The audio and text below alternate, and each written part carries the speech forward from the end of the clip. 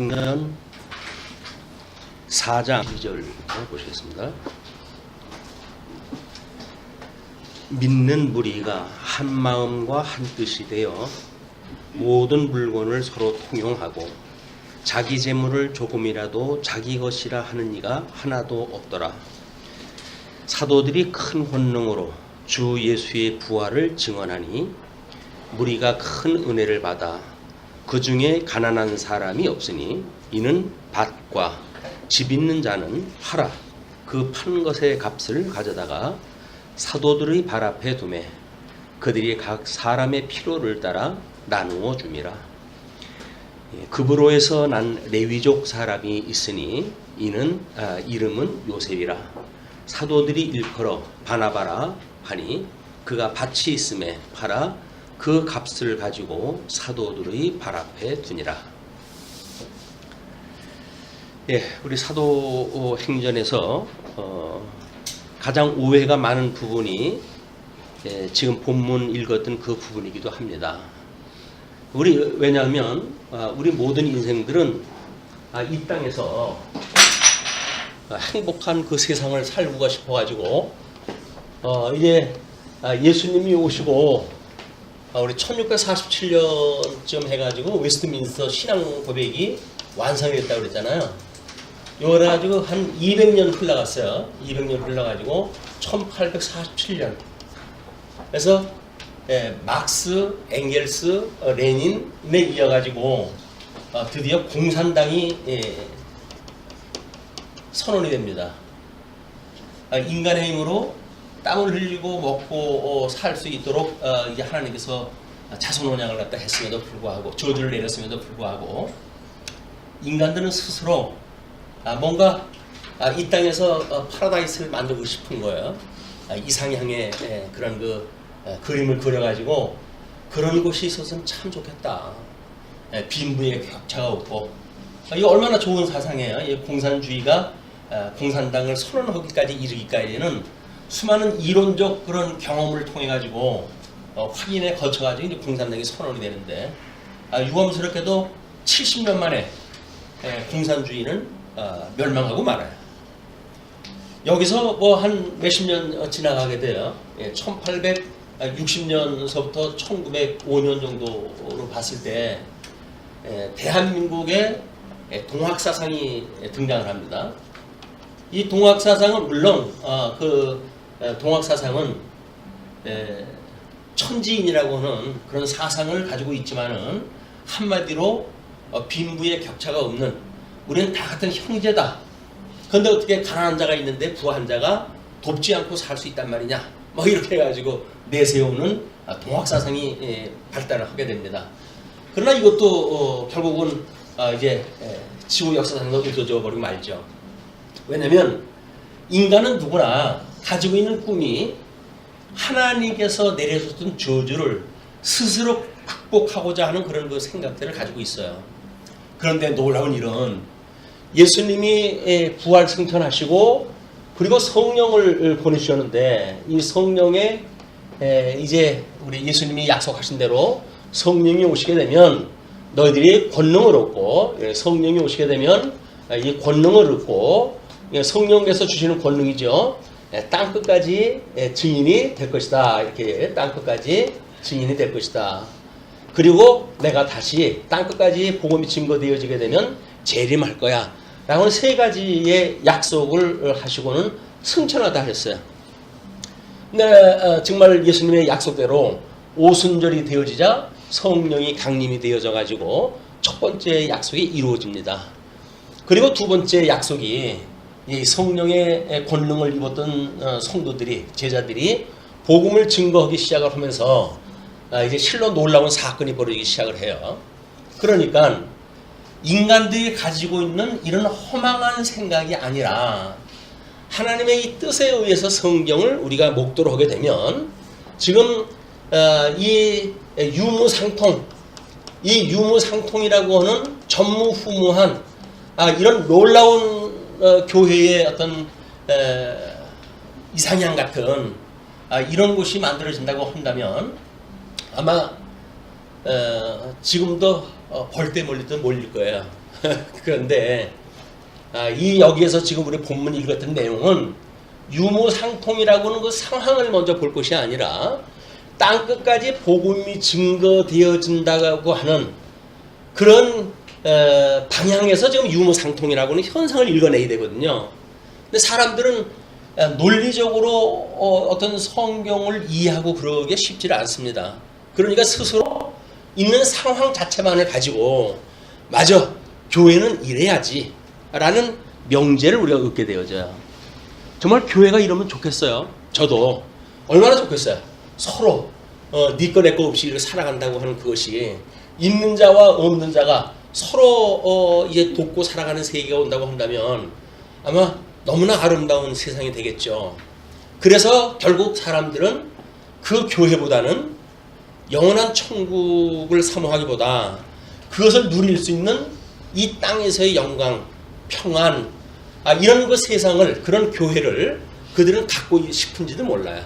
이것이 기독교권 안에서도 인본주의라고 하는 이런 사고를 가지고 있는 사람들은 여전히 여기에서 뭔가 유무상통의 세계가 만들어져서 이제 소위 말하는 교회예요. 이 교회가 만들어져서 여기서 이걸 누리고 살면 좋겠다라고 하는 그것이 성경을 우리가 공부하고 성경에 계시되어진 하나님을 배운다고 하면서도 여전히 인간적인 생각을 가지고 있는 사람들의 이야기예요.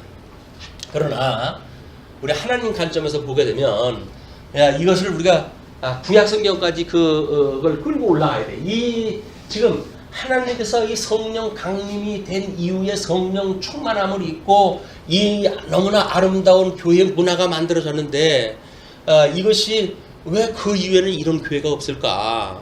그것이 안타까운 거예요. 그래서 그 원인을 우리가 찾아보질 않으면 우리는 성령 충만으로 해가지고 만들어지는 교회도 여전히 폐허구나. 그냥 일장충몽, 잠시 잠깐 있다가 없어질 신기루와 같은 그런 거 이런 걸로 생각이 들어가지고 우리는 교회 생활을 하면서 힘을 잃을지도 몰라요. 에휴, 그러면 그렇지. 이래가지고 생각할지도 모릅니다. 그런데 우리 하나님께서 우리 아담에게 복을 주시며 생육하고 번성하라, 땅에 충만하라, 그리고 땅을 정복하라, 그리고 다스리라 라고 하는 약속을 하셨다고 그랬죠. 이걸 우리가 명령을 하기를 양변약이라는 이름을 지은 거예요. 성경에는 양변약이라는 이야기가 없습니다.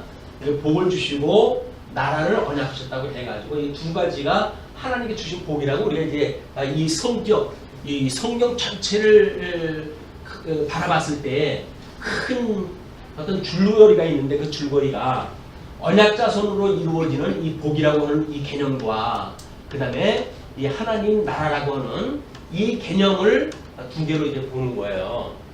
그러니까는 우리 하나님께서 이렇게 약속을 했다 하고는 저희들 에덴 동산으로 이끌어 들이셨잖아요. 그러면 에덴 동산에 이끌어져 있던 사람들이 여기서 충분히 이걸 누리고 살 수가 있겠죠. 복된 생활로 해가지고 서로 이렇게 유무상통하면서 저주가 없는 세상 속에서 행복한 세상을 살면 얼마나 좋겠어요? 근데 하나님께서는 왜 동산의 중앙에다가 선악과를 두시고는 이걸 따먹으면 죽는다 라고 하는 선언을 갖다 했을까요? 그래서 성경을 이제 처음 입문하는 사람들이 가장 큰 의심이 뭐냐면 아니 하나님께서 에덴 동산까지 만들어 놓으시고 거기다 두셨으면서 거기서 살게 하시면 되지 왜 이 내쫓아가지고 이 험악한 세상을 왜 살게 합니까? 그거는 그렇다고 칩시다. 다 망했고 이제 불순종을 했으니까 그러면 하나님과 도대체 이 선악과를 왜 만들어냈습니까? 그 이야기예요. 왜 그것도 또 중앙 동산에 두어가지고 그냥 첫눈에 딱 띄게끔 그걸 만들어 놓고 보암직스럽고 먹음직스럽고 또 지혜롭게 할 수 있을 만큼 탐스러운 그런 과일나무를 왜 만들어 둬가지고 우리들로 하여금 이 시련의 역사를 살아가게 하십니까? 이것이 인간들이 가지고 있는 의문이에요. 하나님은 사랑이라면요. 왜 사랑의 하나님이 이 땅에 전쟁이 끝나진 않냐고 극한 가뭄 속에 가난한 자들이 그 기근 속에서 허덕이는 하나님은 그런 걸 보시기에 좋으십니까? 뭐 이래가지고 가장 인간을 사랑하는 마음으로 해가지고 하나님에게 공격을 갖다 해야 됩니다. 그게 소위 말하는 인본주의예요. 성경은 하나님의 영광을 계시하는 거라고 그렇게 이야기했어요. 하나님의 영광을 계시하는 것이 성경입니다. 이걸 기록한 것이 이제 우리 성경이에요. 성경. 그럼 이 영광의 본체이신 하나님이 이런 영광의 계획을 가지시고 내가 이런 하나님이야 라고 해가지고 그걸 보이시기 위해 가지고 우리 광채가 되시는 예수 그리스도, 이 광채가 되시는 예수 그리스도를 이 땅에 보내주심으로 해가지고 내가 이렇게 역사 섭리해간다. 내가 이런 전능자야. 내가 내 마음 먹은 대로 내 계획대로 기쁘고 선하고 온전할 수 있는 뜻대로 내가 역사를 이렇게 섭리해갈 거야. 그러니까 내가 어떠한 분인지를 너희들이 감히 알고 나를 갖다 경외하기를 게을리 하면 안 돼. 하나님은 그렇게 가지고 역사를 보여주는 거거든요.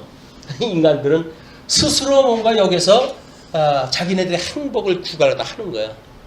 그래서 만약에 이 하나님의 영광이 하나님의 절대 주권이라고 하는 이거를 가지고 있는 성격이, 근데 인간이 가지고 있는 건 끊임없이 여기서 추구하고 있는 게 뭡니까? 성경을 읽더라도 여전히 인간의 행복이라고 하는 관점에서 봐요. 인간의 행복을 위해서 하나님께서는 세상을 이렇게 지으셨다. 인간의 행복을 위해서 예수님이 우리를 구속을 하셨다. 인간의 행복을 위해서 주님의 몸된 교회를 우리가 살아간다. 이렇게 이야기를 하는 거예요. 교회 생활을 하다가 인간이 생각하고 있는 행복에 미치지 못하게 되면 우리는 절망해요. 아니 뭐 말씀은 좋다고 그러고 무슨 말씀이 살아있다고 저쩌고 그러면서 어떻게 주님의 몸된 교회가 이 고난이 끝나질 않습니까? 이래가지고 우리는 의심을 갖게 되어지는 거예요. 이건 우리 사도행전을 공부해가면서 절체절명의 시간에 하나님께서 주님의 몸된 교회 구성원들 전체를 통해 가지고 우리가 뭘 봐야 되는지를 보여주시는 성령의 역사예요. 뭐 개인적으로는 아픔도 있죠. 뭐 고통이 아픔도 있고 사업이 안 되는 사람은 또 어려움도 있고 있어요. 근데 그것이 어떻다고요? 하나님의 역사, 이 인류 역사 또는 모든 세계에 영광을 계시를 갖다 하시기 위해서 섭리해 가신 데 있어서 우리들의 불행이나 우리들의 맘먹은 대로 안 되는 그런 그 세상이 하나님하고 뭔 상관이 있다고요? 하나님이 우리의 생각을 뭐 깊이 생각을 해가지고 좀 이거 바꿔주시면 좋을까요? 그게 소위 말하는 이 사랑이라고 하는 개념의 오해인 거예요. 사랑하면 뭔가 인간적인 사랑, 그걸 원어적으로 해가지고 무슨 인간의 어떤 그 남녀간의 사랑이니 친구간의 사랑이니 신적 사랑이니 이렇게 구분을 다 해내지만 그것이 무슨 의미가 있습니까? 인간이 생각하는 사랑이 뭐고 하나님이 생각하는 사랑이 뭔가 이 개념이 없으면 우린 또 교회 와가지고 시험 들어요. 사랑 말만 사랑이지. 허구한 날 그냥 못 잡아먹어가지고 날 갖다 공격을 갖다 해야 되고 뭔 사랑이냐 이게. 이렇게 해가지고 우리는 우리가 왜곡한 사랑에 대한 개념 때문에 하나님을 오해를 갖다 하는 거예요. 하나님은 사랑이라고 하는 걸 그렇게 이야기하신 적이 없어요. 우리 예수님도 내가 너희를 사랑한 것처럼 너희도 피차 사랑하라 그러잖아요. 그럼 우리 사랑이라고 하는 개념은 우리 예수님이 우리를 위해서 뭘 사랑을 했지? 이걸 우리가 이제 깨달아야 되는 거 아닙니까? 예수님의 사랑으로 우리가 깨달은 바가 되어지게 되면 은혜 충만한 삶을 살아가게 되어지는 거예요. 우리들이 어떤 가지고 있는 여건, 이건 아무 조건도 안 되는 거예요. 그냥 우리가 하나님의 사랑만 깨닫게 되어지게 되면 이 놀라운 은혜의 감동을 가지고 이런 유무상통의 어떤 삶도 살아갈 수가 있는 겁니다. 그런데 에덴 동산에서 하나님께서 선악과를 따먹고 선악을 아는 일이 하나님과 같이 되어졌다고 하는 이유로 이들을 내쫓잖아요. 이 저주를 줘가지고 내쫓아요. 그래서 생육번성하고 이 자녀들에는 너희들이 땀을 흘리지 않으면 먹고 살 수가 없어 이제. 이래서 저주를 갖다 내리십니다. 그리고 땅을 정복을 하고 했던 그런 우리들에게는 하나님께서 우리들에게 땅을 경작을 갖다 하고 그리고 심지어 이 땅에 대한 그런 일로 인해 가지고 땅의 꼴로 인해 가지고 우리가 땅을 붙여먹기 위해 가지고 저주받은 삶을 살아갈 수밖에 없는 거예요. 그런데 우리 함께 에덴에서 쫓겨났던 사단은 여전히 우리 흙을 먹고 살라고 하는 그런 저주 아래 있음으로 해가지고 흙으로 지음을 받은 모든 인생들의 이제 주인이 되어집니다. 우리는 결국 이 사단의 종이 되어진 거예요. 저주 아래. 너무 허망스럽지 않습니까? 이 에덴 동산은 왜 내쫓아서 이렇게 오십니까? 물론 우리는 처음서부터 이거를 하나님의 영원한 전서부터의 우리 예정하신 뜻, 그래서 그리스도 안에서 선택하기로 예정되는 사람과 이제 그리스도 바깥에 유기하기로 예정되어진 이것을 이루시면 선비로 이제 우리는 해석을 했죠. 그렇기 때문에 우리는 만약에 저 두 가지 선택과 유기라고 하는 걸 다 이루려고 한다면 에덴 동산에 그대로 있다고 한다면 우리는 선택과 유기를 다 이루어질 수가 없어요. 아담 한 사람인데 누구는 선택하고 누구는 유기라도 하겠습니까? 그러니까 이 첫째 아담으로 인해 가지고 추방하심으로 해가지고 다 저주 아래 놓이게 한 거예요. 그래서 아담 이후의 모든 인생들은 죄 중에 잉태가 되어지고 죄 중에 출생이 되어진 거예요. 의인은 없나니 하나도 없다고 성경이 이야기를 해요. 그러니까 우리가 이 자연 세계에서 살고 있는 모든 인생들은 나는 죄인이로구나. 나는 기본을 깔고 살아가는 거거든요. 근데 그거를 다 잊어버리고 인간들이 구성을 해놨던 어떤 선악에 대한 개념, 이거를 도덕이라고 하는 관점으로 해가지고 자기네들이 말하고 있는 윤리에 대한 그 어떤 개념을 만들어내고 이렇게 해가지고 자기네들은 죄가 없다는 거예요. 근데 인간의 성경을 모르는 인간들은 그럴 수 있다고 하지만 성경을 통해서 계시를 깨달았던 유대인들도 이 성경의 구약 성경을 공부해가면서 자기네들의 어떤 이런 율법을 온전히 이루어가지고 하나님의 그 의를 이루겠다고 하니까 이런 세상에 있는 사람들이나 성경을 왜곡하고 있는 인본주의나 성경 해석이 달린 바가 없어요. 그냥 성경을 가지고 아무리 우리가 뭐 이러고 저러고 한다고 할지언정 우리는 정말 복음을 만나는 것이 아니라 인간의 행복을 위한 뭔가를 부과하고 싶은 거예요. 아프지 않고 질병이 없는 가운데 기근이 없는 가운데 우리가 나그네 생활을 안 할 만큼의 넉넉한 땅을 주고 얼마나 좋습니까? 그런데 구약 역사를 보게 되면 전부 그런 역사야. 전부 인간의 그런 이스라엘 백성들을 심지어 창건되어진 그 나라조차도 그렇지 않습니까?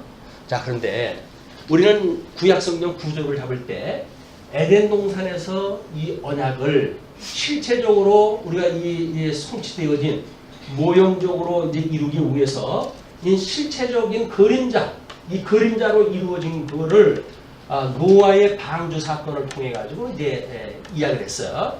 이 사람들이 저주 가운데 있기 때문에 죄가 관영해 가지고 하나님께서 이제는 더 이상 인간 지은 인간들을 다 멸절하리라 내놓고 노아에게만 이제 너는 방주를 만들어라 이야기를 한 거예요. 다른 사람들이 산 위에다가 방주를 짓고 있는 노아를 보고 비웃고 조롱하고 미친놈 아니냐, 너 지금 뭐하고 있냐 라고 하는데 노아는 거기에 흔들리질 않아요. 하나님이 주는 은혜에 붙들려져 있기 때문에 그렇습니다. 그래 놓고는 노아의 8식구가 방주를 만들어 놓고 방주 안에 들어가가지고 그 모든 물 심판에 대한 거를 지금 지켜내잖아요, 이게. 그러니까 노아 방주로 해가지고 만약에 이것이 실체적으로 이것이 그냥 이루어진 거라고 한다면 거기서 성경이 끝났으면 또 얼마나 좋겠어요. 그런데 노아의 방주에서 나오자 하나님께서는 세 아들에게 언약을 합니다. 이래가지고 또 다시 저 언약을 갖다 주시잖아요. 복을 주시고 그리고 나라를 언약하다 했어요.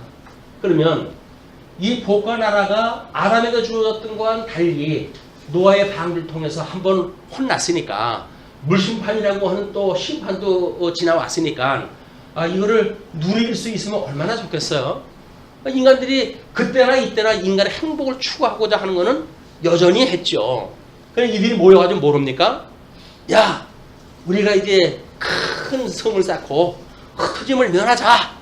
우리 하나님을 대적하는 거예요. 왜? 노아에게 이 자손했던 언약은 뭡니까? 생육 번성해서 땅에 충만하라는 거예요. 땅을 정복하라는 거예요. 그런데도 불구하고 인간들은 하나님께 주셨던 이 언약과는 상관이 없이 자기네들의 생각을 여기다 집어넣어가지고 우리는 이 높은 성들을 짓고 그리고 흩어짐을 면하자. 지네들끼리 잘 먹고 잘 살자 그 이야기예요.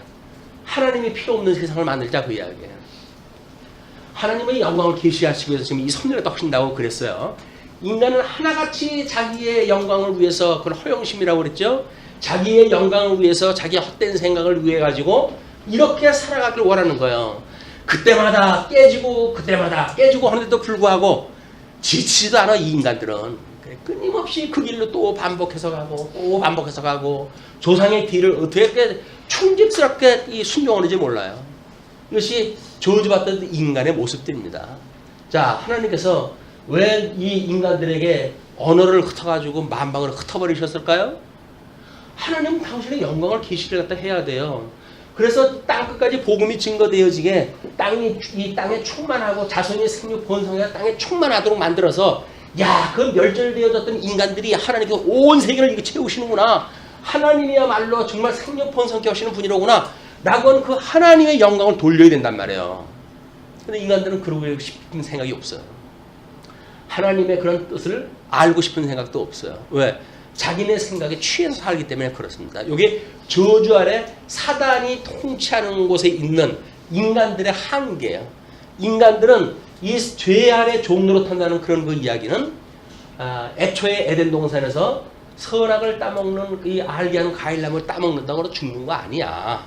라고 하나님 말씀을 비응객케 하고 왜곡시키고 그리고 미혹하고 그래서 그걸 타락하게 만든 게 사단이거든요. 그러니까 사단은 자기에게 충실한 겁니다. 이 사단이 지금 이 해 아래서 사단이 하는 일은 아주 충실하게 그 일을 다 하는 거예요. 자기의 종을 삼아가지고 자기의 먹거리를 삼아가지고 그래가지고 이제 그 인간들을 자기 마음대로 조종을 다 하는 거예요. 그게 소위 말하는 인간들의 철학, 세상의 철학. 이 철학이 밝은 철자를 써가지고 대단히 밝은 세상을 보는 것 같지만 사실은 우두하게 되어져 있는 인간들이 가지고 있는 타락되어진 본성에서 나온 것들이에요. 이거를 공부 안 한다고 해가지고 또 얼마나 타박하는지 몰라요. 네, 철학을 공부로 모릅니까? 하나님을 모르면서 하나님이 어떤 분인가 알고 공부를 해야 그것이 이런 쓰레기 이렇게 볼 거 아니겠어요? 근데 하나님도 모르고 이걸 보니까 쓰레기가 아니라 이렇게 좋은 글이라고 빠지는 거예요. 우리 어떤 기독교 신문에 어떤 분이 글을 썼는데 연세가 높으신 분이에요. 외정시대 때로부터 우리 근대사를 살아가면서 수없는 고난을 지나온 분이에요. 그분의 제목이 뭔지 아십니까? 고난을 모른다고? 고난을 모른다고? 네, 모른다고? 너희들한테는 구원을 받기 힘들겠다. 고난을 우리가 모르고 구원받는다는 게 그냥 거짓말이에요.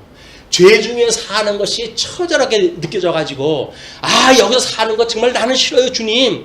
나를 제발 이곳에서 놓아주세요. 이 세상에서 난 이런 모습으로 살아가기 싫습니다. 라고 하는 어떤 안타까움이 있어야 되는데 잘 먹고 잘 사니까 이렇게 좋은 세상이 있어? 이런 세상 사는 것이 이게 지금 현대 우리 인간들이 지금 성공시켜놓은 세상이지? 과학의 세계지?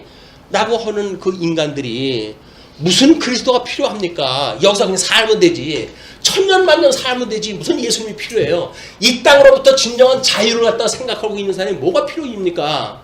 필요 없어요. 이 사람들은 자유가. 이 세상에서 사는 것이 이게 자유지. 또 자유를 갖다 구해? 그래가지고 이 영적 자유를 이 사람들은 꿈에도 못 꿔요. 왜? 여기 사는 세상이 너무 좋은 거예요. 너무 행복한 거예요. 그러니까 주님께서 이런 세계 속에서 예수님을 보내주셔가지고 지금 구원을 해가지고 우리 복음서에서 언약한 대로 주님의 몸된 교회를 세우신 거 아니에요. 그래놓고 그 주님이 오셔가지고 이 성령이 오셔가지고 주님의 몸된 교회에 이 사도들에게 권능을 줘가지고 복음을 증거하게 하시고 그러니까 3,000명, 5,000명으로 자꾸 이 중원이 되어지고 놀라운 그런 권능을 맛본 사람들이 거기에 또 유무상통의 아름다운 교회 문화까지 이루어지네요. 때로는 오순절 절기를 지키기 위해서 사방탕지에서 뭐 돌아오신 분들, 이런 분들이 이 좋은 곳을 버리고 난 안 갈 거야, 여기서 자리 필 거야 라고 생각했을지도 모르죠. 근데 땅끝까지 이르러는 나의 증인이 되이되, 주님께서는 그런 약속을 하신 거예요. 그러니까는 예루살렘에서 지네들끼리 잘 먹고 잘 살면 그게 무슨 의미가 있느냐고요. 주님의 몸된 교회에서 지네들끼리 잘 먹고 잘 살면 무슨 의미가 있느냐고요. 고난을 받아가지고 뭔가 이게 다가 아니잖아 라고 해서 우리 생각세계에 고정되어져 있는 생각이 깨지고 그리고 흩어지고, 그래서 거기에 뭔가 보화와 같은 복음을 만나야 우리가 진정한 생명을 누리고 살 수가 있는 거지. 평안한 생에서 자자 눕자, 또 우리 이번에 설 휴가로 해가지고 긴 휴가는 아니지만 얼마나 즐거운 시간입니까? 땀 흘리고 힘들게 일하는 시간들 다 버리고, 또 거기다 또 우리 동계올림픽 중계까지 해주겠다. 아침 먹고 중계 보고 점심 먹고 중계 보고 이래가지고 너무나 좋잖아 이런 게. 이게 계속됐으면 좋겠다. 근데 벌써 사흘은 다 지나가고 주일이네요. 우리 휴일 마지막이에요. 아휴, 내일 같은 또 고생 시작이었구나.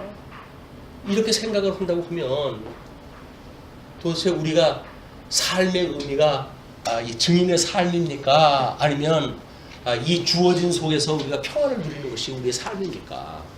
우리 본질을 놓치는 거예요. 또 본질을 놓치는 거야. 왜? 아픈 건 싫으니까, 고통은 싫으니까. 근데 배고픈 것이 말씀이 없어가지고 지금 기가를 느낀데도 불구하고 아무리 먹어도 이게 헛헛한 거예요. 그 기름진 음식을 먹는데도 왜 속이 그렇게 헛헛할까요? 우리들의 기근은 먹을 것이 없어서 느껴지는 기근이 아니라 하나님의 말씀이 없어가지고 기근을 느끼는 건데, 그걸 영적으로 그 승화가 안 되어지니까 자꾸 먹는 거예요. 그냥 다고 먹고 집어먹고 기름진 음식 먹고 토하고 먹고 또 싸고 이래가지고 계속 먹는 거예요. 그런데도 불구하고 만족이 안 와요. 왜 그럴까요? 이 생명의 말씀이 아니거든요. 그거는 육신을 채우는 거기 때문에 인간 세계가 가지고 있는 것이 이런 교회의 2000년의 역사를 통해 가지고 너무나 잘 드러난 것들은 아닙니까? 그런데도 이런 우리들은 여기서 뭔가 교훈을 얻을 생각은 안 하고 여전히 또 내 생각대에 와가지고 나는 이제 온전히 섰고 나는 복음을 깨달았고 그냥 내 세계를 갖다 내가 만들어 가야지 라고 똑같이 전철을 밟는 거예요. 성경 공부해가지고 어느 정도 하게 되면 왜 그렇게 고정이 되어지고 교회가 무너지고 그렇습니까? 그것이 바로 교조주의라고 하는 걸로 어떤 틀이 만들어지게 되면, 형성화가 되어지게 되면 그걸 누리는 것 자체를 목적으로 삼기 때문에 그렇습니다. 우리는 여기서 뭘 누리는 게 목적이 아니에요. 우리는 끊임없이 고난의 삶을 통해 가지고 예수 그리스도에 대한 이 말씀에 대한 거를 우리가 얼마나 배우고 익히느냐에 대한 이 학습의 도장이지. 여기가 이 배우고 익힌 공부가 없는 그냥 성경 공부를 갖다 하게 되면 뭔가 그냥 우리가 이렇게 그냥 얻어지는 이런 세계에 사는 게 아니라니까요. 이 배운 공부를 갖다 하려면 말씀을 공부했다 해야 되고, 익힌 공부를 갖다 하려면 끊임없이 여기서 날갯짓을 갖다 해야 되는데, 가끔 그 잔인한 영상을 보게 되면 뱀이 새를 감싸고 있는 그런 그 모습이 나와요. 처음서부터 그 올무에서 벗어나려고 해서 얼마나 퍼덕이는지 몰라요. 근데 끝내는 잡혀가지고 먹는 그런 그 모습을 보게 됩니다. 우리가 이런 익힌 공부라고 하는 그런 그 이야기는 우는 사자와 같이 우리를 두루 삼킬 자를 삼키는 이런 사단이 지금 우리를 에워싸고 있어요. 이 흑암의 권세가 우리를 에워싸고 있는 거예요. 그런데도 불구하고 그 흑암의 세계로 보이지는 않고 여전히 우리가 뭔가 안녕의 세대를 살아야 될, 믿지 않는 사람들이 추구하고 있는 그것의 행복에 우리의 목표가 주어지니까 우리는 그런 그 관점이 불편한 거예요. 왠지 불편해요. 예수를 믿고 고통받는 것도 불편하고, 예수 믿는데 내가 병이 아픈 것도 불편하고, 예수 믿는데 사업이 안 되는 것도 불편하고, 아니 예수 믿으면 만사 형통할 망정, 만사 형통하지는 못할 망정, 이게 웬 족쇄냐 이게. 진짜 안 믿는 게 낫잖아. 물론이죠. 망할래면 진짜 안 믿고 망하는 게 낫죠. 구원을 받으려니까 우리가 그런 고난 속에서 또 우리 구주를 갖다 찬송을 하고 그분을 바라보고 온전케 하시는 예수를 바라보고 살아가는 것이 기독교인데, 그분을 바라볼 생각은 안 하고 이 땅에서 뭔가 잘 먹고 잘 사는데 우리가 포커스가 맞춰지니까 믿는 사람이나 믿지 않는 사람이나 모든 가치관이 같아요. 자, 이 아픔의 세계를 이렇게 노아 방주 때의 말씀을 흩어가지고 이 사람들을 흩어내지 않았다고 한다면 하나님의 언약이 어떻게 이루어지겠습니까? 자, 그렇듯이 우리 성령이 오셔가지고 주님의 몸된 교회 유무상통의 아름다운 교회 문화가 이루어졌는데, 여기에서 정말 하나님의 은혜로 이 사람들이 그냥 여기에서만 사는 걸로 해가지고 충만하다고 한다면, 그러면 땅 끝까지 이르러 복음이 증거되어지는 예수 그때 언약은 어떻게 이루어지겠냐고요.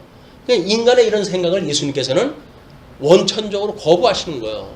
내 뜻은 아니야. 이게 내가 원형의 세계, 너희들이 성령 충만함을 입으면 어떠한 것이 이 하나님의 나라인지 이걸 보여줄게 라고 해서 표적적으로 보여준 사건이란 말이에요, 이게. 근데 지금도 여전히 우리는 이 이단자들은 어떻게 합니까? 교회 내에서 유무상통의 어떤 그런 기관을 만들어내고, 그래가지고 거기서 물건도 만들고 물건도 팔고 해가지고 거기서 잘 먹고 잘 살자고 하는 걸로 소위 만들잖아요. 공동체를 만들고 무슨 배고픈 사람들 불러 모아가지고 하는 거나 마찬가지입니다. 그런 문화를 만드는 그런 일들이 이단자들의 특징이에요. 이단자, 끝이 달린 자들이 그 기미를 볼 때 인간의 행복을 관점으로 해가지고 우리를 미혹하느냐, 아니면 하나님의 영광을 중심으로 해서 우리에게 교훈하느냐 라고 하는 걸 분별해보면 너무나 분명한 거예요. 지금도 자기의 가정을 버리고 거기에 가게 되면 14만 4천의 숫자에 들어가지고 구원을 받는다고 하는 이 어리숙한 생각을 가지고 있는 모든 사람들은 이 원리를 모르기 때문에 그러는 거예요. 아무리 그 교회가 좋아도 가정을 버리고 가가지고 거기서 교회를 이룬다고요? 그래서 14만 4천이 유무상통의 그런 그 교회를 누린다고요? 그걸 하는 거 원하지도 않아요. 또 언약도 안 되어져 있는 거예요. 그럼 언약이 안 되어 있는 건 어떻게 해요? 70년 만에 공산당이 무너진 것처럼, 동학사상이 무너진 것처럼 이것들도 무너질 수밖에 없는 상황이 이단들의 그 사상들은. 근데 참 이상하지요. 때를 바꿔가지고 또 다른 이단이 등장하고 또 때를 바꿔 또 다른 이단이 등장을 했다 하고, 그런데도 연히 우리는 교훈을 받아가지고 속지 말아야지 이런 사람들이 없어요. 걔네들은 잘못됐어도 우리는 안 잘못된 거 아니야 라고 해서 또 똑같은 전철을 밟아요. 일반 역사에서 전철을 밟는 거나 교회사 이단사에서 만들어지는 전철을 밟는 거나 똑같습니다. 인간 70, 80 사는 인생들이 자기네들의 목적을 가지고 만들어내는 세계는 긴 역사가 없어요. 다 끝나는 세계예요. 그러나 이제 전에도 계셨고 지금도 계시고 장차 오실리 대주제 되시는 예수 그리스도가 통치하시는 그 세계는 영원한 세계이기 때문에 과정적으로 시간 세계 속에서 유무상통하던 그런 문화를 하나님께 통해서 뭘 보여주시는가, 그걸 보여주시는 것이 지금 성령의 권능을 받고 유무상통의 이런 문화를 누리는 거 아닙니까? 그런데 그 본문을 보시면 이렇게 되어져 있어요. 우리 믿는 무리가 한 마음과 한 뜻이 되어 모든 물건을 서로 통용하고 자기 재물을 조금이라도 자기 것이라고 하는 이가 하나도 없더라. 사도들이 이제 그 이유에 대한 설명입니다. 사도들이 큰 권능으로 주 예수의 부활을 증언하니, 부활을 증언한다는 이야기는 뭐예요? 이 땅에 소망을 두고 살지 마라. 하나님께서 이미 우리 첫 번째 되시는 첫째 부활로 이루신 예수 그리스도, 이분이 천열매가 돼가지고 하나님 나라를 우리한테 보여주셨다. 우리가 이 살 것은 영원한 하나님 나라다. 이걸 보여준다는 거 아닙니까? 여기서 너희들 이 땅에다 처박고 살지 말고 하늘을 봐. 내가 약속했던 그 영원한 하나님 나라를 봐. 이제 그 이야기예요. 그렇게 그 부활에 대한 예수를 증언하니 무리가 큰 은혜를 받아. 은혜도 크고 큰 은혜가 있고 작은 은혜가 있고 그래요. 큰 은혜를 갖다 입게 되어져 가지고 그 중에 가난한 사람이 없으니 이는 밭과 집 있는 자는 팔아 그 판 것의 값을 가져다가 사도들의 발 앞에 두매. 사도들의 발 앞에 둔다는 이야기는 통치권 아래 둔다는 이야기죠. 사도들의 통치하래. 발로 밟는다는 것은 정복에 대한 이야기니까 지금 땅을 정복하고 막 그런 그 의미가 바로 거기에 있는 거예요. 그들이 땅을 팔아가지고 사도 앞에 둔다는 이야기는 사도들이 그 땅값을 발로 밟아가지고 자기 통치권 아래 두는 거예요. 더 이상 그의 종이 안 되겠다 그 이야기예요. 그래가지고 거기에다 두니 사도들이 발 앞에 두니 그들이 각 사람의 필요를 따라 나누어 줌이라. 사도들이 그걸 나눠줘요 전부. 그래서 유무상통의 그런 그 시간이 이제 가능한 거예요. 그런데 이제 그거는 그냥 현상을 소개하고 구브로에서 난 레위족 사람이 있으니 그래서 이 누가는 여기서 지금 레위족이라고 하는 사람의 지파를 짚고 넘어갑니다. 레위족이라고 한다면 우리 예수님 오셨을 때 대제사장들 그런 사람들처럼 제사를 드리고 뭔가 사람들의 죄를 고하고 하나님 앞에 고함으로 해도 죄 용서를 빌어주는 그런 그 직무 아니겠어요. 그런데 지금 이 레위 지파 이 사람에게는 하나님의 은혜를 입게 되어지니까 그거를 바나바라고 이렇게 이야기했어요. 이제 요셉인데 사도들이 일컬어 바나바라라고 하는데 그 바나바는 번역을 했다 하니까 위로의 아들이라는 이야기예요. 위로의 아들이라는 이야기는 우리가 뭘로 위로를 받을 수가 있을까요? 우리 십자가의 도로 위로받을 수가 있으니까 위로의 아들이라고 하니 그의 밭이 있음에 팔아 그 값을 가지고 사도들의 발 앞에 두니라. 레위 지파의 지금 바나바가 이제 그 일을 다 한 거예요.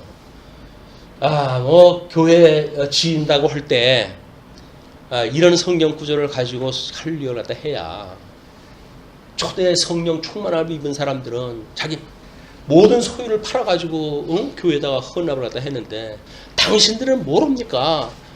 당신들이 큰 애를 받은 사람입니까? 안 받은 사람입니까? 라고 하게 되면 안 받았다고 하니 여지껏 교회 신앙생활 한 것이 쑥스럽고 또 받았다고 하니 그냥 가지고 있는 재물이 좀 눈치가 보이고 할 수 없이 내는 거예요. 교회에다가. 싸기꾼들이에요. 사기꾼들. 사꾼 목자가 돼가지고 할 수만 있으면 목자들 뜯어먹으려고 하는 사꾼 목자들에 의해서 만들어지는 역사들입니다. 반복음적인 역사. 그게 유무상통하는 그런 그 교회가 될지도 모르겠죠. 근데 교회가 크다가 보게 되면 요즘 와서 이제 여기서 우리 이 인간적인 그런 모습을 봤을 때 대형 교회가 문제가 되어지는 것이 왜 이렇게 문제가 되어질까? 결국은 이 원리에 또 똑같은 원리예요. 자기네들이 교회를 크게 짓고 거기서 자기네들의 뜻을 관철시키고 뭐 아름다운 교회를 만들고 이렇게 하려고 그러는데 하나님 그냥 두시질 않아요. 그래가지고 패가 갈리게 하고 나눠지게 하고 나눠지게 하니까 결국 뭐 교사가 그 목사님 그렇게 세습하는 건 잘못된 거 아닙니까? 라고 이야기했다고 당신 교사직 그만둬 라고 해가지고 정직을 시키고 이런 그 일들이 지금 만천에 지금 그냥 드러나고 있어요. 지금 하나님이 못하게 하는 것이 아니라 인간이 못하게 하는 거야. 왜? 자기 말을 거역을 해? 내가 누군데 네가 네 따위가 내 말을 감히 거역을 갖다 해? 라고 하는 일들이 여기서 있게 되어지는 거야. 지금 뭐 소위 그 사람들의 표현에 의할 것 같으면 교인들의 생각이 달라지고 있다. 왜? 11조 내던 거 내니까 이 꼴 되네? 그럼 내지 말아야지.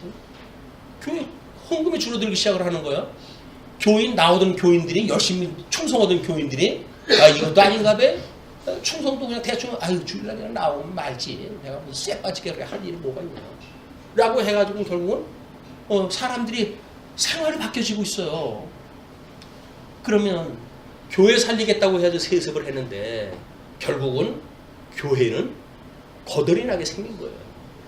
물론 그 교회가 하나님의 교회라고 한다면 그럴 리가 있겠습니까? 하나님의 교회도 그렇긴 그래요. 또 말씀이 충만하니까 쪼개가지고 교회를 갖다 2개, 3개 세우게 하시고 하나님의 해가시는 일이긴 하죠. 자, 그런데 지금 이 바나바가 그 밭이 있음에 팔아 그 값을 가지고 사도들의 발 앞에 두니라. 그럼 그때 많은 사람이 그랬듯이 바나바도 그렇게 했다는 거거든요. 그러니까 값이라고 하는 것이 단수를 쓴대요. 단수. 그래서 단수라고 하는 이야기는 뭡니까? 우리가 교회의 재산, 이 교회의 모든 재산은 이거는 총유의 재산이에요. 총유의 재산. 이 총유의 재산이라는 이야기는 나눌 수 있는 개념이 아니다 그 이야기예요. 많은 사람이 많이 냈고 적은 사람이 적게 냈고 그래가지고 만약에 우리가 야 이거 이 사업 안 되는데 쪼개 갖자 라고 해도 n분의 1로 나눈다고 되는 것도 아니고 내가 중모대로 해나 이것도 안 되는 거예요. 근데 뭐 한때는 연보 잘못 낸 거 있으면 달라고 그러면 달려줘야 될걸? 라고 이야기해가지고 뭐 연보했던 사람이 돈 내놓으라고 그래가지고 망신당하신 분들도 계시고 그래요 또. 하나님 앞에 낸 것이 아니라 교회 그냥 활동을 위해서 낸 거니까 뭐 그거대로 내 맘대로 안 됐으면 내놔 그 이야기거든요. 이 총유의 재산은 나눌 수 있는 게 아니에요. 자기 냈던 거 물러가고 그러는 게 아니에요. 마치 그것이 정당하라고 생각이 들어가지고 주님의 몸된 교회의 신령성을 무너뜨리는 이런 그 일들은 바로 인간들이 가지고 있는 생각입니다. 인간이 가지고 있는 생각이다. 자, 이제 성령 충만하게 되어졌을 때 유무상통이라고 하는 아름다운 문화가 일어나는데 5장 1절서부터 이상한 일이 벌어집니다. 먼저 5장 1절로부터 6절까지 아나니아가 성령을 속여 죽게 되어져요. 아나니아라 하는 사람이 그의 아내 삽비라와 더불어 소유를 팔아 그 값에서 얼마를 감춤해 그 아내도 알더라. 얼마만 가져다가 사도들의 발 앞에 두니 베드로가 이르되 아나니아야 어찌하여 사탄이 내 마음에 가득하여 내가 성령을 속이고 땅값 얼마를 감추었느냐? 땅이 그대로 있을 때에는 내 땅이 아니며 판 후에도 내 마음대로 할 수가 없더냐? 어찌하여 이 일을 내 마음에 두었느냐? 사람에게 거짓말하는 것이 아니요 하나님께로다. 아나니아가 이 말을 듣고 엎드러져 혼이 떠나니 이 일을 듣는 사람들이 다 크게 두려워하더라. 젊은 사람들이 일어나 시신을 싸서 메고 나가 장사하니라. 지금도 이런 일이 있다고 하면 목사들 대단할 거예요. 예. 근데 성령이 와가지고 성령 충만해가지고 유무상통이라고 하는 이 사람들이 가지고 있는 어두운 마음이 없어질 때에 나타나는 현상들이 일어나니까 여기서 성령 충만하다고 하는 그 이야기는 어두움이 있을 자리가 없다는 거거든요. 근데 지금 아나니아와 삽비라의 사건은 어둠에 아직도 쌓여져 있는 그거를 가지고 이 교회 문화에 이제 발을 들여놓은 거예요. 그럴 때 그는 성령 충만함을 입어가지고 은혜를 입었던 사람들로 있어서는 세상에 밝히 드러나지 않는 것이 없는 성령의 권능을 보여주는 모습입니다. 그러니까 너무 이 밝은 세상에는 조그만 어두운 부분이 있어도 이 다 티가 드러나잖아요. 이 티가 드러나는 거예요. 그렇기 때문에 이게 성령 충만했던 그런 초대교회 때에 이게 그 어둠에 쌓여가지고 재산 얼마를 숨기고 성령을 속였던 이런 때에 하나님은 그를 쳐가지고 죽여버려요. 그런데 그래도 요즘은 다행이네. 하나님께서 아무리 뭐 성령을 쏘기든 죽이진 않으시잖아. 나가도 위로가 되십니까? 영적으로 죽는 건 생각이 안 되죠. 그런 거 뭐 교회 감각을 다 잊어버리고 신앙생활인지 종교생활인지 다 잊어버리고 산다고 한다면 그게 영적으로 죽는 거예요. 그런데도 불구하고 우리는 그런 거에 별로 관심 안 해요. 왜? 육신이 살았거든요. 영이야 이러건 저러건 뭔 상관 있습니까? 귀신이 잡아먹든 말든 뭔 상관 있습니까? 내 육신만 있으면 되지. 이것이 소위 사단의 권세를 대항하는 우리들의 자세란 말이에요. 우리의 자세가 정말 하나님의 말씀을 따라가지고 성령의 소욕을 따라 살고자 하는가, 육체의 소욕을 따라 살아가는 것에 대해서 우리가 당연시 여기는가 라고 하는 문제가 여기서 받을 교훈이기도 합니다. 성령 충만하다고 하면 그 어두움이 드러나지 않을 수가 없어요. 이 성령을 속이는 일들이. 아나니아의 그런 성령을 속였던 사건으로 인해서 결국 죽게 되어진다. 자, 7절부터 10절까지 보시게 되면 삽비라가 성령을 속여 죽임을 당하게 돼요. 3시간쯤 지나 그의 아내가 그 일어난 일을 알지 못하고 들어오니, 이건 정말 하나님은 절대 주권하에 일어나는 일들입니다. 시간의 조정, 하나님이 다 이걸 지금 섭리하다 해가시는 일이에요. 아나니아를 시신을 싸서 메고 나가고 3시간 정도가 이제 소요가 되는가 봐요. 인간들은 짐작도 못했겠지만, 그래 이제 그렇게 했을 때 그 아내가 일어난 일을 알지 못하고 들어오는 거예요.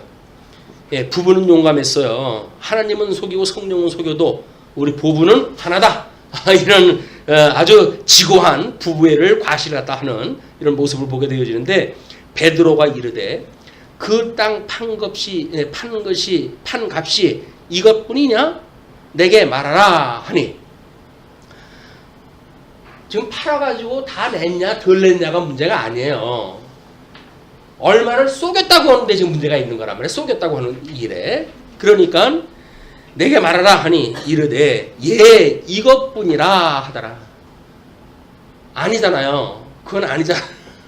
근데 지금 사도한테 그 거짓말을 한 거예요. 예, 성령 감동을 받았던 사도가 그걸 알고 지금 물어보는 건데도 불구하고 그런 일이 벌어지는 겁니다. 베드로가 이르되 너희가 어찌 함께 꾀하여 주의 영을 시험하려 하느냐. 보라 내 남편을 장사하고 오는 사람들의 발이 문 앞에 이르렀으니 또 너를 메어 내 가리라 하니. 베드로는 어떻게 알았을까요? 사도들은 지금 그 장사 지내고 온 사람들이 문 앞에까지 이르는 걸 어떻게 들었을까요? 소리를 들어 알았을까요? 아니면 문을 열어놨기 때문에 알았을까요? 곧 그가 베드로의 발 앞에 엎드러져 혼이 떠난지라. 젊은 사람들이 들어와 죽은 것을 보고 메어다가 그의 남편 곁에 장사하니 온 교회와 이 일을 듣는 사람들이 다 크게 두려워하니라. 하나님, 이 절대 주권자이신 하나님을, 이분을 경외하는 것이 인생의 본분이라고 그러잖아요. 우리 인생이 행복을 누리는 것이 본분이 아니라 인간의 진정한 본분은 뭐예요? 이 본분은 하나님을 경외롭게 하고 경외하고 하나님의 이름으로만 즐거워하는 이것이 인생의 본분이란 말이에요. 그런데 이 원형적인 걸 놓치고는 인간 스스로의 행복, 인간 스스로의 어떤 그런 데 관점이 미치게 되어지게 되면 근본적으로 저 하나님까지의 생각이 미치질 아니하고 결국은 타락한 인간 본성의 생각을 가지고 그걸 본분으로 삼는다. 본분으로 삼는다는 건 뭐예요? 이걸 가치로 삼고 산다고요. 가치. 썩어져 버릴 것.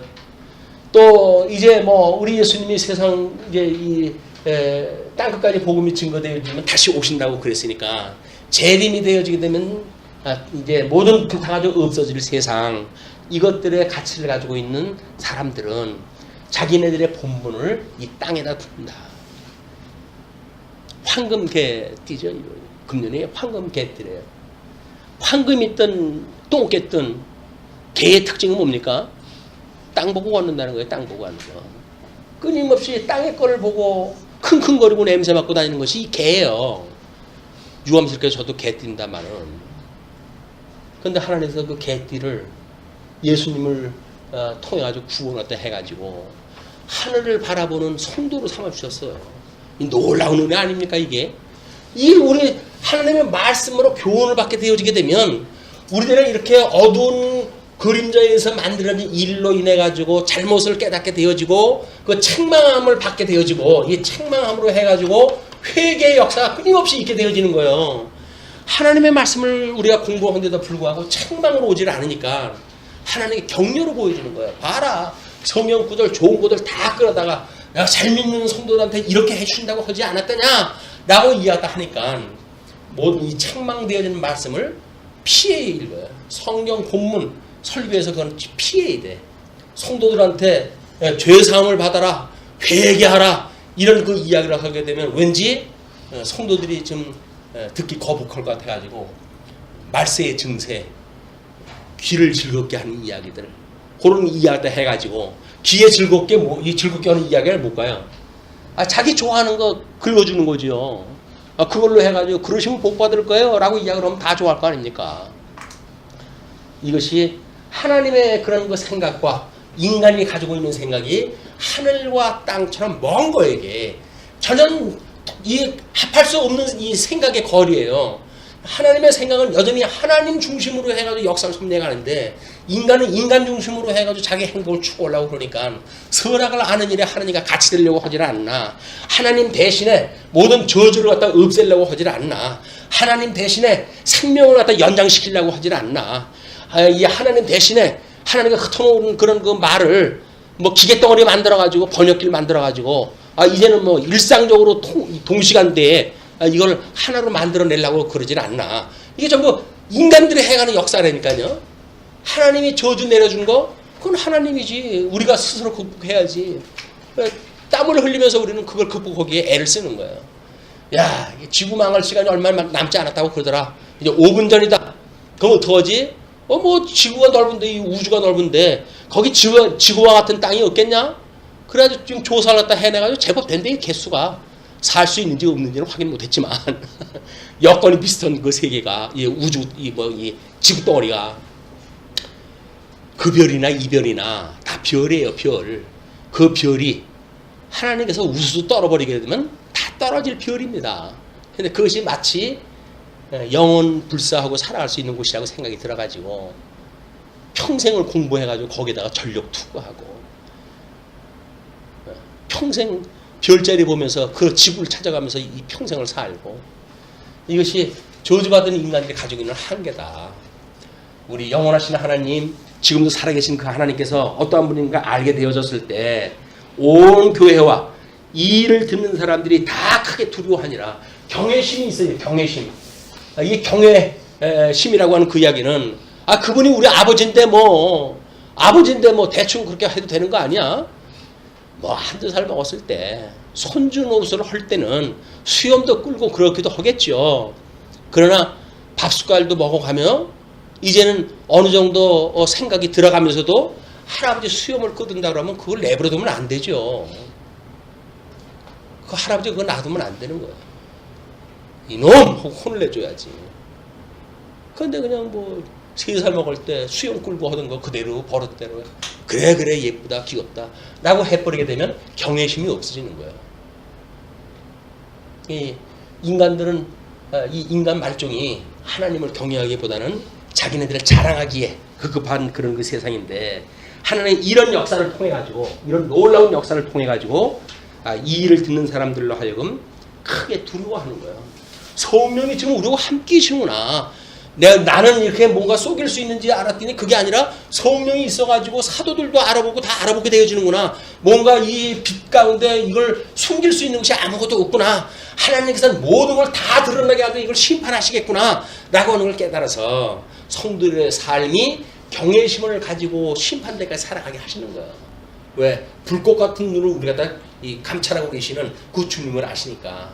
우리 전 시간 배웠던 그 내용의 기도의 첫 마디가 뭡니까? 대주제요. 지금 이 상황을 감찰하시옵고. 그러니까 저 높은 데 있는 분이 그냥 감찰하는 걸로 생각이 드니까 여기서 이 정도 속이는 것까지 뭐 알겠어? 라는 생각이 드는 거야.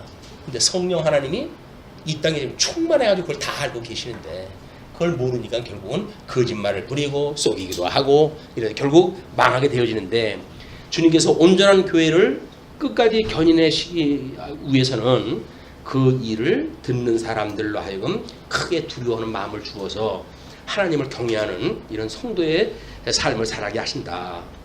그 다음에 그 12절로 16절 보게 되면 사도들이 행한 표적과 이제 기사가 등장이 되어집니다. 근데 뭐 한번 보죠. 사도들이 손을 통하여 민간의 표적과 기사가 많이 일어나매 믿는 사람이 다 마음을 같이하여 솔로몬 행각에 모이고 이때까지는 마음을 같이해서 행각에 모이는 일이 하나였어요. 그 나머지는 감히 그들과 상종하는 사람이 없으나 백성이 칭송하더라. 결국 하나님의 앞에 가치를 가지고 있는 사람들은 사람들의 가치관하고 다름에도 불구하고 이 놀라운 표적을 인해 가지고 이 사람들을 다 귀하게 여기는 이런 상황이 벌어지는 거예요. 우리는 다른 사람이 혹시 강론을 듣고 시험에 들면 어떨까? 라고 하는 걸로 염려해서 마음을 피한다고 해가지고 그 사람이 위로를 받는 게 아닙니다.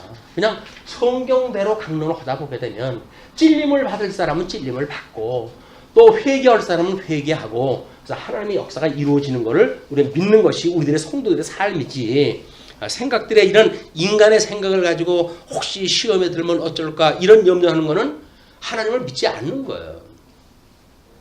예, 믿고 죽게로 나오는 자가 더 많으니 남녀의 큰 무리더라. 그래서 3,000명, 5,000명까지 더 하더라 라고 하는 그런 그 이야기로부터 지금도 더 많아지는 거예요. 더 많아져요. 남녀의 큰 무리더라.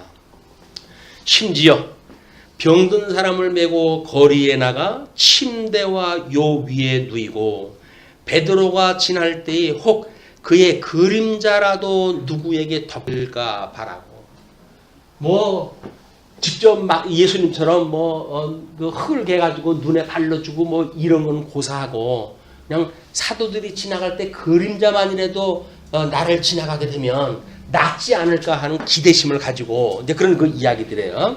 그래가지고는 베드로가 지날 때에 그렇게 거리에다가 환자를 갖다 병든 사람 메고 거리에 나간 거예요.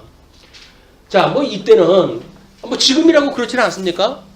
이건 목사가 능력이 있어가지고 아픈 사람 손 한 번 얹고 기도하게 되면 벌떡벌떡 일어나고 그러면 얼마나 좋겠어요. 우리가 끊임없이 이야기를 하는 게 뭡니까? 지금 사도행전에서 이런 표적, 사도시대의 표적은 뭐라 그랬어요? 예수가 그리스도라고 하는 이 예수가 그리스도라고 하는 것을 땅끝까지 증거하는 증인의 표적이란 말이에요. 이 땅끝까지 증거를 갖다 한다는 이 이야기가 뭡니까? 예수가 그리스도라고 하는 걸 증거 아니겠어요? 예수님이 당신의 살아생전에 그런 표적을 보여줬던 것처럼 사도들이 모든 그 권능을 받아가지고 내가 너에게 그런 권세를 주니 너희들은 이제 제자를 삼고 세례를 주고 구원을 베풀라 라고 하는 그 약속을 다 하셨으니까 그 약속이 이루어지는 초자연적 사건이에요. 이거는 지금도 뭐 누가 기도하면 뭐 병이 낫다는데 이런 얘기 하면 안 됩니다. 뭐 약하면은 뭐 뒤로 벌렁벌렁 넘어지고 그러는 것이 마치 어떤 신의 은사처럼 이야기를 하면 안 돼요. 지금의 우리가 믿는 그런 그 믿음은 그냥 믿음이 교회에 있는 그런 분을 초청을 해서 기도를 하다 했을 때 하나님의 뜻이면 그 병이 나을 수 있다라고 하는 믿음을 가지고 헌화하는 기도지 표적을 너희들이 행해 주겠다는 이야기가 아니에요. 그런데 뭐 그런 그 분이 있으면 뭐 교회가 미어 터지지 않습니까? 그럼에도 불구하고 그 교회는 환자가 줄질 않는지 모르겠어요. 그만큼 표적을 봤으면 몇십 년 동안 그 병을 표적을 보여줬는데 이젠 다 날만도 한데 끊임없이 환자들이 아픈 곳에 손을 얹고 기도를 갖다 합니다.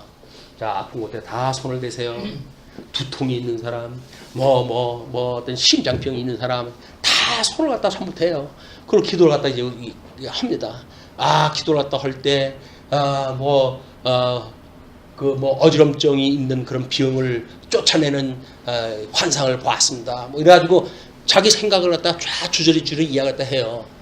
그러면 그냥 아멘 하고 난리가 났어. 누군지 특정되진 않아요.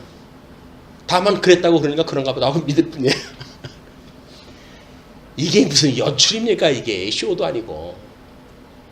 뭐 어떤 그 드라마를 보니까 아나운서 뭐 그런 사건을 놓고 그러더라고요. 아나운서가 뭐냐라고 이야기하면서 쇼야, 쇼. 다 쇼다. 무슨 정직을 이야기를 하고 무슨 진리를 이야기를 하고 객관적인 사실을 이야기하고 다 여기서 만약에 사람들이 얼마나 보느냐라고 하는 어떤 그 돈에 직결되어진 문제가 있다고 한다면 흔들릴 수밖에 없는 것이 조직이에요. 무슨 거기서 정의사회를 갖다 찾아요. 돈 없이 그거 할 수가 있나요? 안 돼요. 광고가 따라붙지 않고 그 일이 되나요? 안 돼요. 광고주의 마음에 들어야죠. 그러나 아나운서들이 아무리 자기의 그런 신조를 가지고 한다고 하더라도 그 조직이 내버려 두지를 않는 거예요. 그 자기 말 듣는 사람 거기 아나운서 시키는 거예요. 그렇지 않은 사람 쫓아내야죠. 예루살렘 부근에 수많은 사람들도 모여 병든 사람과 더러운 귀신에게 괴로움 받는 사람을 데리고 와서 다 나음을 얻느니라. 자, 지금하고 다르다고 하는 것이 뭐 어떤 구절이 다르다고요? 이때는 다 고쳐요. 다 나음을 얻는 거야. 누구는 고쳐주고 누구는 안 고쳐주고. 그 왜 여기는 안 고쳐진 사람이 있습니까? 뭐 믿음이 없어서 안 고쳐진다나 뭐 어쨌든 이 사람 믿음 가지고 한 거 아니에요. 그냥 가서 병 날까 해가지고 그냥 갔더니 그냥 고쳐준 거예요. 표적이라고 하는 것하고 지금 하는 거 현상은 다른 겁니다. 그런 걸 우리가 분별을 못하게 되면 거기에 말려들어갈 수밖에 없고 미혹당할 수밖에 없다. 왜? 인간의 행복이 뭡니까? 이런 유무상통에 재산적으로 해가지고 아무런 어려움이 없고 뭐 우리 건강에 아무런 그게 없고 뭐 만사 우리가 그래 우리들로 이래가지고 무병장수 이야기를 했더니 이 무병장수 얼마나 좋은 겁니까? 병 없이 오래 산다 그러니까. 근데 어떤 분의 이야기하면 무병장수는 없다는 거예요. 무병장수는 없으니까 일병장수를 꿈꿔라. 일병장수를 꿈꿔라. 일병장수는 뭐예요? 한 가지라도 병이 있어야 자기 건강에 조심을 한다는 거예요. 그걸 지키기 위해서 운동도 열심히 하고 몸관리도 하고 라고 해서 장수가 되어지지. 병도 없이 병이 없고 건강하다고 그러면 그 사람 다 일찌감치 뭐 심한 병으로 해서 죽을 사람들. 아, 나는 건강에는 난 자신 있어. 그래가지고 뭐 이번에 저 평창에서 일본 말로 번역하고 뭐 도우미 했던 사람이 50세래요, 50대. 밤새 심장마비로 돌아가셨어요. 그 전날까지도 회식을 하고 술 먹고 그랬던 분인데 나는 지금 한창 나이야 내가 이 나라의 좋은 일을 위해 가지고 내가 봉사 활동을 갖다 할 것이고 내가 알고 있는 일본을 통해 가지고 이런 데 도움을 갖다 줄 것이고 저녁에 아직도 나는 뭐 체력이 멀쩡해 한 잔 먹자 먹었는데 그 다음날 안 일어나요 이분이. 무병장수 별로 좋은 거 아니에요. 아유 그러면 하나까지만이라도 좋겠는데 하나가 더 넘으니까 문제죠. 하나나 둘이나 그게 그겁니다. 인간은 어차피 병을 가지고 있어가지고 골골 뭐 얼마나 골골 뭐 3년이라나 뭐 병을 가지고 있는 사람은 하루 이렇게 자기 건강이 어려우니까 무리를 갖다 안 하고 그러니까는 이렇게 장수를 갖다 할 수 있는 기회가 있을지 몰라요. 근데 너무 과하게 자신을 맹신하는 일들은 별로 지혜롭지 못한 일이다. 겸손해야 돼. 이 땅에서도 겸손해야 돼. 그래야 천수를 누리고 살아야 된다. 예, 오늘 16절까지만 하고